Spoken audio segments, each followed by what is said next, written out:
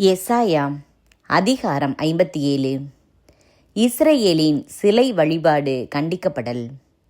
நேர்மையாளர் அழிந்து போகின்றனர், இதை மனதில் கொள்வார் எவரும் இல்லை.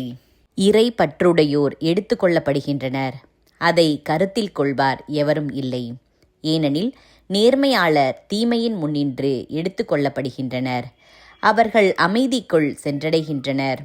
நேர்மையான வழிமுறையை பின்பற்றுவோர் தம் இறுதி படுக்கைகளில் இளைப்பாறுகின்றனர். சூனியக்காரியின் மக்களே, விபச்சாரன் விலைமாதின் வாரிசே, அருகில் வாருங்கள். யாரை பார்த்து நீங்கள் நகைக்கின்றீர்கள்? யாருக்கு எதிராக வாயை பிளந்து நாக்கை நீட்டுகின்றீர்கள்? நீங்கள் கொடுமையின் பிள்ளைகள் அன்றோ? பொய்மையின் சந்ததி அன்றோ? கருவாளி மரத்தோப்பிலும் பசுமையான மரம் ஒவ்வொன்றின் கீழும் காமத்தீயால் எரிகிறீர்கள். பள்ளத்தாக்குகளில் பாறை பிளவுகளின் அடிப்புறத்தில் உங்கள் பச்சிளம் குழந்தைகளை கொள்கிறீர்கள். பள்ளத்தாக்கின் வளவளப்பான கற்களினின்று உருவான சிலைகளே உன் பங்கு. ஆம், அவையே உன் பங்கு. அவற்றிற்கு நீ நீர்ம பலியை ஊற்றியுள்ளாய், உணவு படையலை படைத்துள்ளாய். இவற்றால் நான் அமைதி அடைவேனோ? வானளாவ உயர்ந்து நிற்கும் மலைமேல் உன் மஞ்சத்தை வைத்துள்ளாய். பழி செலுத்துமாறு அங்கு ஏறிப்போனாய்.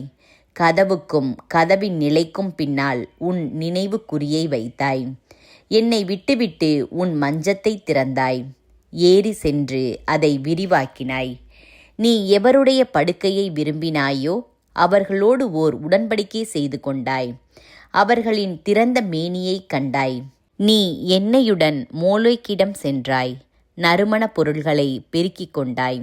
தொலை நாடுகளுக்கு உன் தூதர்களை அனுப்பினாய். பாதாளம் மட்டும் அனுப்பினாய்.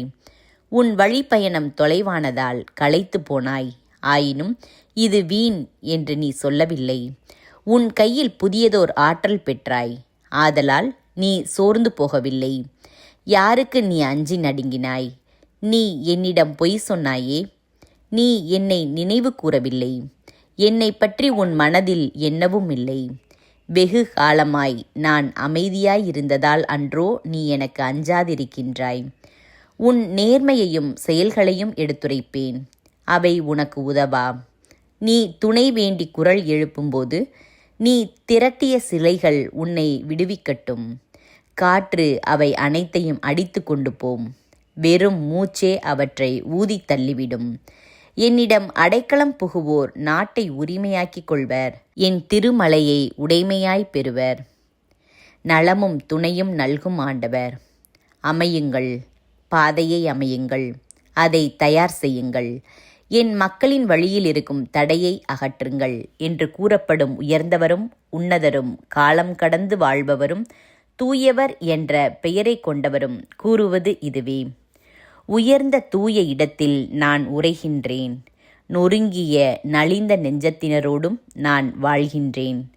நொறுங்கிய உள்ளத்தினரை ஊக்குவிக்கவும் நலிந்த நெஞ்சத்தினரை திடப்படுத்தவும் நான் குடியிருக்கின்றேன். ஏனெனில் என்றென்றும் நான் குற்றம் சாட்டப்பட மாட்டேன், எப்போதும் சினம் கொண்டிருக்க மாட்டேன். ஏனெனில் நான் தோற்றுவித்த உயிர் மூச்சாகிய மனித ஆவி என் திருமுன் தளர்ச்சியடைந்துவிடும். பேராசை என்னும் தீமையை முன்னிட்டு நான் இஸ்ரவேல் மீது சினமடைந்து அவனை அடித்து நொறுக்கினேன். சீற்றம் கொண்டு என்னை அவனுக்கு மறைத்து கொண்டேன். அவனோ என்னை விட்டு விலகி மனம் போன போக்கிலே சென்றான். அவன் சென்ற பாதைகளை கண்டேன், ஆயினும் அவனை குணமாக்குவேன். அவனை நடத்தி சென்று அவனுக்கு மீண்டும் ஆறுதல் அளிப்பேன். அவனுக்காக அழுவோரின் உதடுகளில் நன்றி ஒலி எழச் செய்வேன். அமைதி தொலையில் இருப்போருக்கும் அருகில் இருப்போர்க்கும் அமைதி என்கிறார் ஆண்டவர். அவர்களை நான் நலமடைய செய்வேன் என்கிறார் ஆண்டவர்.